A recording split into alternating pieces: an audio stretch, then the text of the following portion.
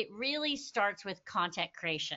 You've got two different content types at this phase. You have your product specs and information about your product that goes into your product information management tool. So this is really kind of the birthing of your content. But you also have an entirely different set of stakeholders and team members creating your visual asset. These are stored typically in your digital asset management tool and may get fed into the product information management tool so that we start to see the words and the images come together. The next step is, how do we manage all this stuff? You guys will see in here in the middle, there's something called a PXM. What PXM stands for is product experience management. The idea is that you've got to bring these product specs and information and these visual assets together, and there needs to be a workflow to make sure that they're always accurate. If you don't have a process with your PIM and DAM to make sure that you have the most current and accurate information and get that into either your product experience management tool or wherever you're storing this, only then can you get it to what we're calling syndication tools. The difference between these tools is they add a layer of content that we haven't talked about yet. We talked about product specs and visual assets,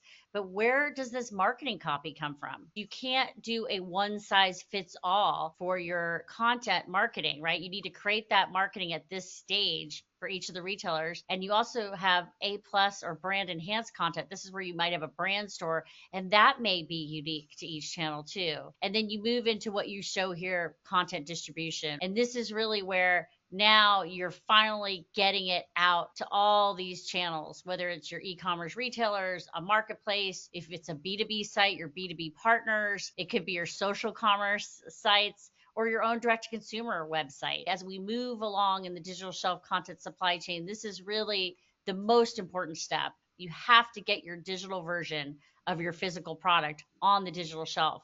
And then the last step, optimization. You can't set it and forget it. The algorithms on these channels and retailers are very dynamic and they're constantly changing. So you really need digital shelf analytics. Each channel or retailer or platform that you're distributing your product through, they likely have data about how the end consumer is shopping. You need that information to feed it back through this digital shelf content supply chain, improve your content so that you can push that back out. The last thing I want to show you is AI powered tools. AI powered tools are awesome for any company focused on their success on the digital shelf. AI can help in any number of ways, from helping you generate compliant copy for the digital shelf, generating images, measuring the effectiveness of your images. As you show along the bottom here, data reporting and insight. Companies are understanding that they just can't have data and metrics that no one looks at. Looking at this data, throughout the content supply chain lifecycle, and be making tweaks and,